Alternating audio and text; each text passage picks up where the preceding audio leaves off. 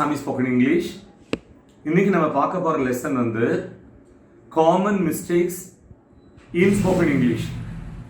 So English பேசும்போது மட்டும் இல்லை, எழுதும் போதும் என்னென்ன மிஸ்டேக்ஸ் பண்ணுறோன்னு இந்த வீடியோவில் பார்க்க போகிறோம். Number 1, doctor Anand attended the patient. என்ன சொல்ல வரோம்?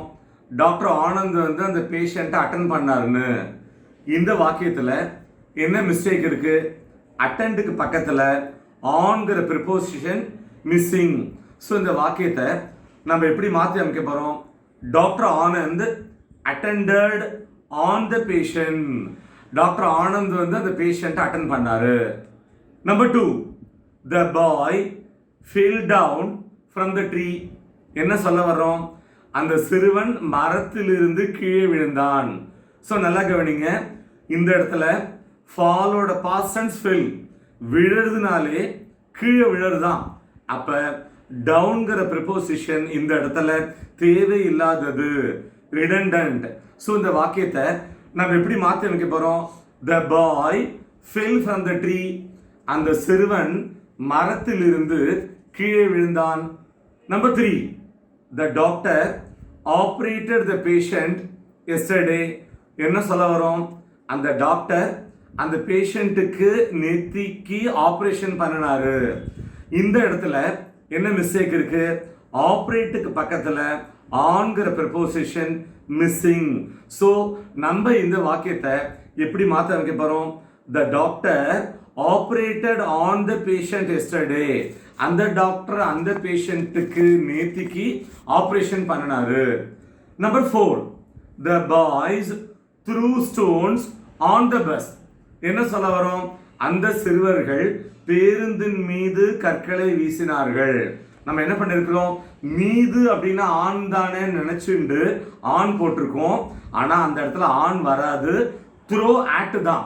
ஸோ இந்த வாக்கியத்துல ஆன்கிற ப்ரிப்போசிஷன் இஸ் ராங். அதுக்கு பதிலா ஆட்டை புட்டப் பண்ணிட்டு இந்த வாக்கியத்தை நம்ம எப்படி மாற்றி அமைக்க போறோம்? The boys threw stones at the bus. அந்த சிறுவர்கள் பேருந்தின் மீது கற்களை வீசினார்கள். Number 5, his face turned red in anger. என்ன சொல்ல வரோம்? கோபத்துல அவரோட முகம் செவந்து போயிடுது. நல்லா கவனிங்க, ரெட் இன் ஆங்கர் கிடையாது, ரெட் வித் ஆங்கர். ஸோ இந்த வாக்கியத்தை நம்ம எப்படி மாற்றி அமைக்க போறோம்? his face turned red with anger. கோபத்துல அவரோட முகம் செவந்து போயிடுது. ஸோ இந்த லெசனோட லாஸ்ட் லெக்குக்கு வந்துட்டோம். Number 6, he reminded me my childhood pranks. So என்ன சொல்ல வரோம்? என்னுடைய சிறு வயது குறும்புகளை அவர் எனக்கு ஞாபகப்படுத்தினார். ஸோ பிராங்க்னா குறும்புகள், ரிமைண்ட் அப்படின்னா ஞாபகப்படுத்துறது, ரிமெம்பர்னா ஞாபகத்துல வச்சுக்கிறது. இந்த இடத்துல என்ன மிஸ்டேக் இருக்கு? நல்லா கவனிங்க, the verb remind is always followed by the preposition of. So இந்த வாக்கியத்துல ஆஃப் இல்ல. ஸோ இந்த வாக்கியத்தை நம்ம எப்படி மாற்றி அமைக்க போறோம்? he reminded me of my childhood pranks. என்னுடைய சிறு வயது குறும்புகளை அவர் எனக்கு ஞாபகப்படுத்தினார்.